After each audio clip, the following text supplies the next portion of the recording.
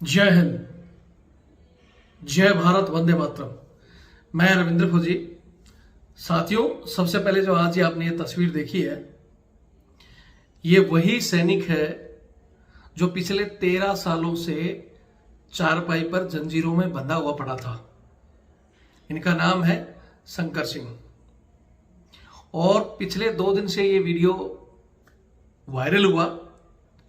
हमने भी अपने चैनल पे भी डाला, और जैसा कि आपको पता ही कि मैंने बताया था कि जितने भी मेरे पास अधिकारियों के या राजवर्धन जी राठौड़, रक्षा मंत्री जी के पीए, जहां जहां हो सकता है मैंने इस नंबरों को कहा था कि हम भेजेंगे। और एक छोटी सी खुशखबरी आई है कि इसको अब वहां से जंजीरों से उठाकर गाड़ी आई है इनके घर और इनको लेकर हॉस्पिटल गई है। जैसा कि अब आप बेड पर देख रहे हैं, इनका इलाज हॉस्पिटल में चल रहा है। हालांकि अभी इनके लिए और कुछ करना बाकी है, जैसे इनको एक तो पेंशन और मेडिकल कार्ड की सुविधा और इनके परिवार को कुछ मदद मिलना। तो उसी सिलसिले में हम आज बात करेंगे। सबसे पहले तो मैं आप सबको धन्यवाद देना चाहता हूं कि आपने वीडियो देखा और शेयर किया।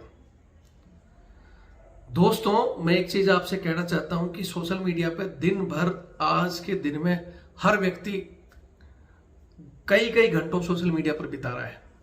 लेकिन सोशल मीडिया पर अच्छी चीजें भी होती है और बुरी चीज भी होती है। तो बुरी चीजों में जो लोग समय दे रहे हैं, जो अपना समय बर्बाद कर रहे हैं, उन सब से कहना चाहता हूं कहीं ना कहीं किसी की इस तरह की समस्या जब आपके सामने आ जाती है, मैंने कल भी कहा था कि इनको इस स्थिति में 13 साल से जंजीर पर बंद कर पड़े रहना, इसके जिम्मेदार कहीं ना कहीं हमारा सिस्टम, हमारी सरकार, हमारे अधिकारी, वो लोग हैं। लेकिन उनके साथ कहीं ना कहीं इनके आसपास के वो सैनिक, या इनके पहले भी वीडियो वायरल हुए होंगे लेकिन सही जगह तक इनको नहीं पहुंचाया, अच्छे से वायरल नहीं कर पाए, इसलिए इनको इलाज नहीं मिल पाया था। लेकिन इस बार आप सबने जोड़ दिया। ये रविंद्र फौजी कोई अकेले की बात नहीं है, वहां के जो लोकल पत्रकार हैं, उसके अलावा ट्विटर पर इसको डाला गया, बहुत से लोगों के पास भेजा गया, कहीं ना कहीं से आवाज ऊपर तक पहुंची और अब इसका इलाज शुरू हुआ। ठीक है, जैसा कि मैंने बताया था कि हमने बहुत से अधिकारियों को भी भेजा, तो वहां से भी हमें रिस्पॉन्स मिला था। एक अधिकारी जी का कॉल भी आया था, वो कह रहे थे कि रविंद्र जी, ये बहुत गंभीर समस्या है और इसकी डिटेल दो। मैं पूरी कोशिश करूंगा कि भाई इस बंदे को आर्मी चीफ के पास ये पहुंचा कर या कैसे भी इसको पेंशन मिले और सुविधाएं मिले। एक और वकील साहब का भी आया था, उन्होंने भी कहा कि सर इसकी डिटेल दो, मैं इसका केस लड़ूंगा। तो समस्या सही जगह पहुंचती है तो उसके समाधान के लिए यही लोग बैठे हैं। हालांकि अधिकारी से मेरी जब बात हुई तो उन्होंने कहा कि जो आप वीडियो में कहते हो कि भाई ये अधिकारियों की वजह से हुआ, ये हुआ है, तो थोड़ा सा इसको ये भी ध्यान रखो कि अधिकारी कोई भगवान नहीं है। इनके जो उस समय कमांडिंग ऑफिसर रहे होंगे, तो इनकी उस समय उनको नहीं पता चला होगा कि वास्तव में इतनी मानसिकता खराब है, या बंदे की ग्राउंड की जो रियलिटी है वो नहीं देख पाए। हालांकि उनकी गलती तो है, लेकिन वो भी भगवान नहीं है, हर आदमी से गलती होती है, या उस समय ऐसी स्थिति नहीं रही होगी। क्या थी वो तो कमांडिंग ऑफिसर जाने और ये जाने। लेकिन इसके बाद की जो आज की स्थिति है, उसमें इसको पूर्णतः मदद मिलना बहुत जरूरी है। काफी देर उनसे बात हुई, और भी बहुत से मुद्दों पे बात हुई, वो अलग चीजें हैं, हम आपको समय मिलने पर बता देंगे।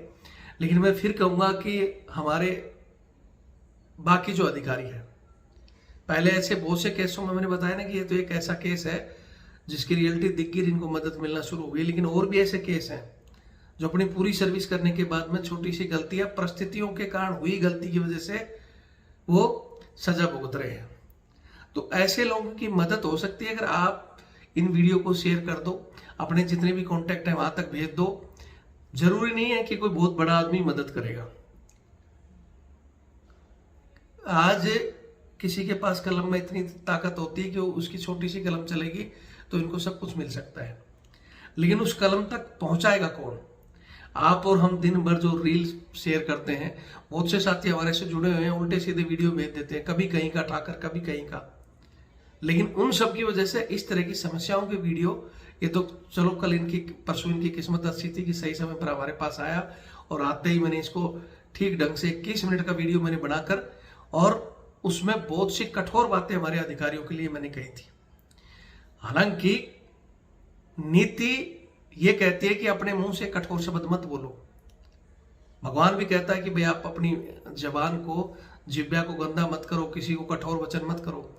लेकिन कभी कभी आपके कठोर वचन से अगर काम हो रहा है तो वो कठोर वचन अपराध श्रेणी में नहीं आते हैं। मैंने एक दिन पहले भी कहा था कि मेरी किसी भी अधिकारी से निजी दुश्मनी नहीं है, लेकिन कभी कभी वो कठोर शब्द इसलिए बोलने पड़ते हैं कि उन कठोर शब्दों में, बोलते हैं ना कि तीर में और जबान से बोले हुए शब्दों की चुभन एक जैसी होती है। तो वो अगर चुभन इनको पहुंची और इन्होंने वो काम किया तो मैं इनको धन्यवाद देना चाहता हूँ। मेरे शब्दों से अगर आपको ठेस पहुंचती है तो मैं तो कभी भी एक नॉर्मल सा आदमी हूँ, मैं आपको क्षमा भी मांग सकता हूँ, लेकिन आप उन पर विचार जरूर करा कीजिए। मैं कभी भी कोई कॉमेडी वीडियो या इस तरह की बकवास नहीं डालता हूँ। हाँ, हो सकता है मैंने 1000 वीडियो डाले हों, उसमें से अगर एक, बोलते ना कि वो आता है ना कि सरदार जी कभी हंस भी लिया करो, तो कभी ऐसा डाल दिया होगा। लेकिन 999 वीडियो मैंने सिर्फ और सिर्फ ऐसे ही डाली है कि जिसमें किसी का भला हो, और उस भले के लिए कभी कभी मेरी ऐसी भाषा हो जाती है। मैं फिर कह रहा हूं कि वो भाषा सिर्फ और सिर्फ सिस्टम को सुधारने के लिए, मेरी निजी दुश्मनी नहीं रहती किसी से। मैंने पहले भी बताया था, कल के वीडियो में भी कहा था कि एक लेफ्टिनेंट जनरल साहब जो राजस्थान के हैं, अभी पेंशन आ गए, एक पेमेंट, हमारे एक राजस्थान के बंदे का पेमेंट बंद हुआ था, उस सिलसिले में मैंने उनसे बात की थी। वो गुस्सा भी हो गए थे, फिर मैंने भी गुस्से में उनको बहुत चीजें कही थी। वो चाहते तो मेरे ऊपर कार्रवाई करवा सकते थे, हालांकि वो मेरे पास सब रिकॉर्डिंग सेव रहती है कि मैंने किस वजह से कहा। और जब हम ये कार्य करते हैं तो हम पहले ही सोच कर चलते हैं कि हम जिनसे बात कर रहे हो कार्रवाई करवा सकते हैं। और ऐसे ही उदाहरण मैं आपको ये भी देना चाहता हूं कि कुछ व्यक्ति तो उन कड़े शब्दों में से भी समस्या को ढूंढकर उसके समाधान की कोशिश करते हैं, और कुछ लोग आज भी वही ब्रिटिश मानसिकता के कि इसने कहा है जो ठीक है, लेकिन इसने मेरे को कैसे कह दिया, मैं तो कमांडिंग ऑफिसर हूं, मैं तो आर्मी कमांडर हूं, मैं लेफ्टिनेंट जनरल हूं। तो ऐसा अगर सोचते तो समाधान नहीं होता। लेकिन आज मेरे उन शब्दों से चाहे उनको बुरा लगा, लेकिन उन्होंने काम किया। बाद में उन्होंने मेरे को ये भी लिखा भी कि वेरी गुड रविंदर, शाबाशी भी दी, और वो आज रिटायर हो गए। तो उनके दिल में भी है कि जाते जाते किसी जवान का भला कर गए, उनको भी दुआएं मिली है। तो दुआएं लेने के लिए आपके हाथ में है कि मैं कुछ नहीं कर सकता, वीडियो शेयर कर दो। मैं कुछ कर सकता हूं तो किसी ऐसे व्यक्ति के पास भेजो जो इसका भला करे। आगे भी इस बंदे के लिए भी हम कोशिश करेंगे, मैंने बता दिया। और इसके अलावा भी मैंने कहा दिया कि ऐसे लोग हैं, अभी 2 केस हैं जिनका मैं अलग से वीडियो भी बनाऊंगा। एक 2022 का केस है जिसमें किसी अधिकारी को किसी जवान ने बात कर ली तो उसके ऊपर FIR करवा दिया, और वो बंदा अब उस FIR के चक्कर में स्ट्रगल कर रहा है। आज ही उसका केस, आज उनकी वो क्या बोलते हैं जज में मैडम बैठी नहीं थी, लेकिन वो कंटिन्यू केस चलेगा। ऐसा ही एक और आया हुआ है, हमारे से प्रेरणा लेकर एक हमारे हवलदार हैं, उन्होंने इस तरह के ही सहायक सिस्टम के कुछ वीडियो निकाले हैं। और वीडियो निकालते निकालते कई बार जब बंदा नए स्तर से बोलता है तो उसके मुंह से कुछ बोल दिया जाता है, निकल जाता है जो उसमें गुस्से में निकल जाता है। तो ऐसे ही सिलसिले में उनसे एक वीडियो में कुछ ऐसी भाषा निकल गई जिसको पकड़ के अब उसके ऊपर भी FIR की तैयारी कर रहे हैं। बल्कि जो केस का जो उसने वीडियो बनाया है, उस केस में, वो केस मेरे पास आया था 1 साल पहले का केस है, और उस केस में उनके CEO साहब से मेरी बात हो रखी है 15 मिनट। और वो जो अग्निवीर थे उनसे भी, उनके CEO साहब से भी और उनके गार्जियन से भी मैंने वो बात करके और वो मसला हल कर दिया था। लेकिन अब किसी अग्निवीर ने उसके बाद इनको बता दिया, इन्होंने सोशल मीडिया पे डाल दिया, और उस आधार पर अब उस समस्या का हल नहीं करके उस जवान के ऊपर FIR कराने की बात सामने आ रही है। हो जाती है तो वो केस भी मैं आपको खुलकर बताऊंगा। उसके अलावा एक और जो कुछ दिन पहले कहा था कि भाई एक बंदे ने, ये एक नहीं है, ऐसे बहुत से केस हैं। अभी मेरे पास कल एक और आ रहा था कि एक फौजी जो रिटायर होकर DSC में चला गया, DSC में सर्विस कर रहा है, और DSC में सर्विस करते करते ड्यूटी देते देते और उसने कुछ गलत कदम उठा दिया।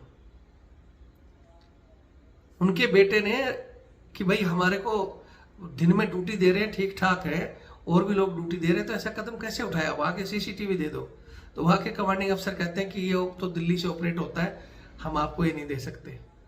तो शायद मेरे हिसाब से तो ऐसा नहीं होगा कि मध्य प्रदेश में ड्यूटी चल रही हो और वहां के सीसीटीवी को आर्मी हेडक्वार्टर हैंडल कर रहा हो और मध्य प्रदेश वालों के पास कंट्रोल कमांड ही ना हो।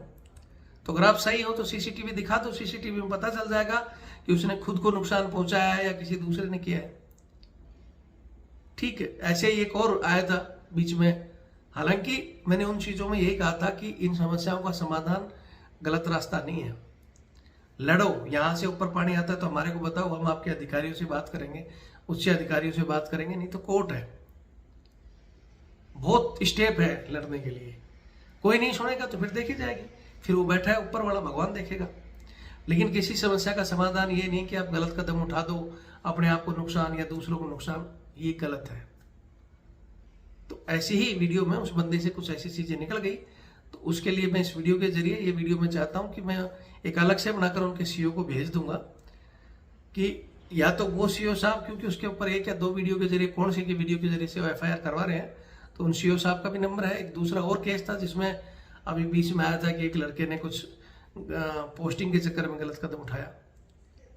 हालांकि मैंने इसीलिए, मेरे को आप बोलते हो ना नाम बताओ फलाना, हम इसलिए नाम लेते हैं कि उससे रेजिमेंट या उस कोर या बटालियन को किसी इंडिविजुअल की वजह से उसको नुकसान ना हो। मेरे को एक बार एक अधिकारी ने बताया था, एक हमारे मेजर जनरल है बैठने वाले, कि आप कई बार नाम लेते हो तो नाम मत लिया करो। एक रेजिमेंट को खड़ा करने के लिए कितने ही जवान जैसे और अधिकारियों का खून पसीना बह जाता है, तब जाकर उस रेजिमेंट को बहुत बड़ा नाम होता है। और एक गलती से आप उसका नाम लोगे तो रेजिमेंट का नाम खराब होता है। इसलिए मैं एक तो नाम नहीं लेता, दूसरा नाम लेने के बाद ये फिर एफआईआर की धमकी फलाना, फिर वो स्ट्रगल करना पड़ता है। बात ये नहीं कि डर है, बात मेरे को पहली से ही लगी कि किसी रेजिमेंट का नाम किसी सीईओ या उस इंडिविजुअल किसी की गलती से खराब क्यों हो, क्योंकि वो रेजिमेंट उसके बाप के अकेले की नहीं है। वो तो सोचता है कि मैं मालिक हूं, वो मालिक नहीं है। ठीक है, तो ऐसी कुछ चीजें ऐसे वीडियो में आगे आपको डालता रहूंगा। मैं कोशिश करूंगा कि आप वीडियो को पूरा देखकर, कर सकते हो तो शेयर कर दो, कुछ नहीं कर सकते तो ठीक है, ताकि किसी का भला हो और सोशल मीडिया का आप महत्व समझो आज के दिन में। एक बार फिर कहूंगा कि उस जवान का जहां से भी, चाहे हमारे द्वारा या किसी के भी द्वारा वीडियो डाला गया और उसका भला हुआ, तो मैं भगवान से प्रार्थना करता हूं कि ऐसे बाकियों का भी भला हो और आप लोग भी उसके लिए समय निकाला। बाकी आगे की जो भी अपडेट होगी मैं दे दूंगा, वीडियो देखें और शेयर करें। जय हिंद, जय भारत, वंदे मातरम। उसकी पूरी कहानी में मेरे इसी चैनल रविंद्र फौजी मैं पिछले वीडियो में डाल चुका हूं कि कैसे क्या हुआ था, वो आपने देख लिया हुआ। जय हिंद, थैंक यू।